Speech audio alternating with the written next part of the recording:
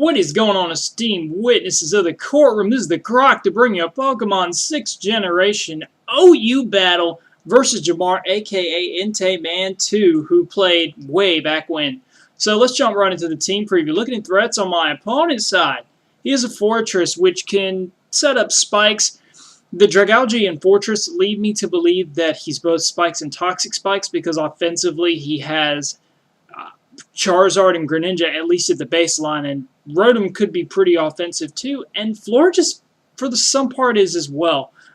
Things to watch out for. I've got to make sure that Fortress and Dragalge together do not get up a lot of entry hazards. I need to make sure Stealth Rocks go down to deal with Charizard respectively and that I keep them on the field. That means Fortress needs to fall either for one of my any of my 3 fire attacks in my team and be dealt with accordingly so shenanigans and ludicrous things do not start happening. So, hope you guys enjoy the show. What is going on, esteemed witnesses of the courtroom? This is the Croc to bring you a Pokemon X and Y battle? Overused here. Let's get right in this. This is going to be against Jahmar, aka Entei Man 2. This man used to play hardcore back in Black 2 White 2 days. So, I'm going to be leading with my Talonflame. He's going to reveal the Rotom to start. I know that's not a good position for me to be in, so I'm going to be switching out into Kyurem Black.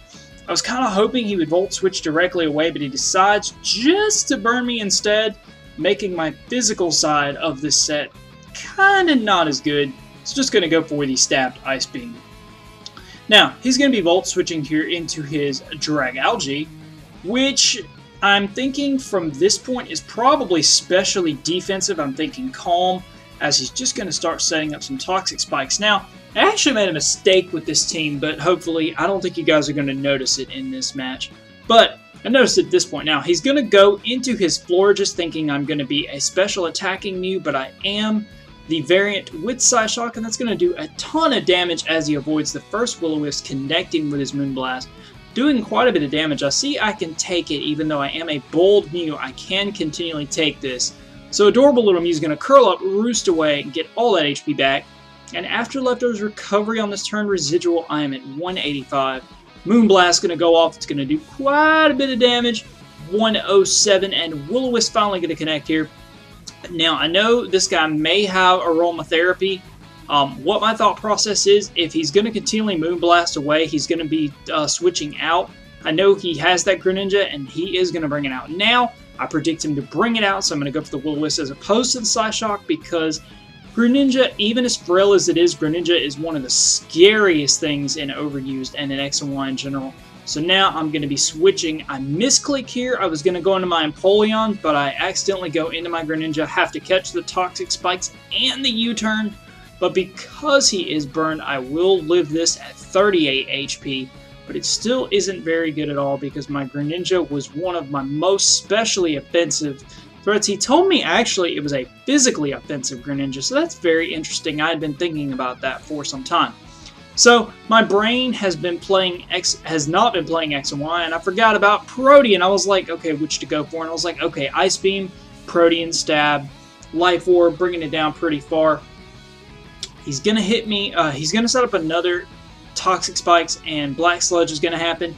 Now Empoleon doesn't care about Toxic Spikes. I figure he's gonna have the T-Bolt, but I'm just going to defog straight away, blow these poison spikes off the field, and he is definitely specially defensive and oriented all in defense and HP because that did not do very much at all, and I am a defensive Empoleon setup. So I'm going to take this opportunity to put some cool floaty stones on the field as T-Bolt going to bring me down 252. I know I can't take it even after this Leftovers residual. I know I'm going to have to switch out. So I'm going to have to figure out what I'm going to switch out into, and it is going to be none other than Black Kyurem because Black Kyurem does take T-Bolt. I predicted him to go for either Sludge Bomb or a Dragon move. On my Kyurem as it came in, I guess he thought that I was going to sack Empoleon considering it did defog the field and put up rocks. It did do its job. Now, defensively, gonna go for the Protect here. I didn't see this coming, not at all. I was gonna get that Black Sludge. Leftovers recovery as I'm at 58 after that turn. Ice Beam easily gonna finish off this Dragalge. That is a specially defensive threat out of the way, and I don't have to worry about it anymore. Now he's gonna bring in his Fortress, and I'm thinking, okay, I can do it right here. I clicked it, I couldn't look. I am going to get my HP fire with Terravolta to break sturdy, and down goes this Fortress. It was definitely his saving grace. He needed to rapid spin those rocks for his Charizard, because Charizard was saving grace. He knew he could have taken an attack and rapid spin them away, and then his Charizard could have came in and wreaked havoc. So I'm going to be sacking my Kyurem to this Volt Switch after just dealing a little bit residual Ice Beam to this guy. He does not know my Talonflame setup, and that is very, very crucial, as he brings in this Frogger who is already burned. And I was like, why not? Let's bring in Talonflame. Why not? Eon Blitz 47.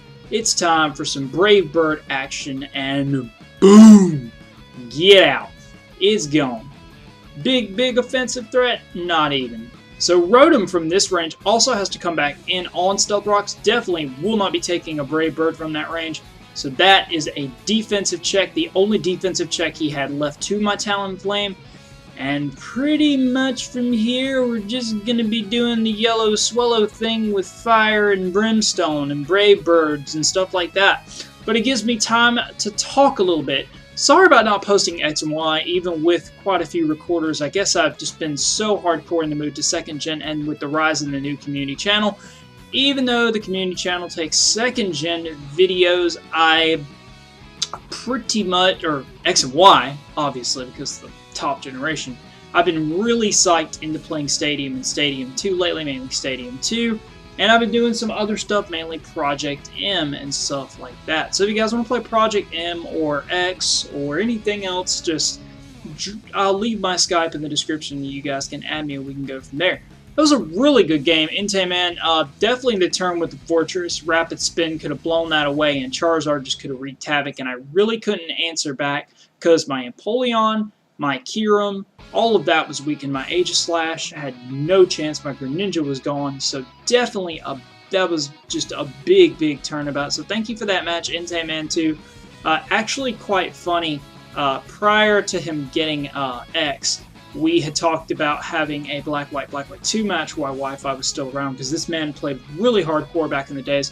He was back around with a community called Pokecult. Him and his friends had a community of their own back in that time.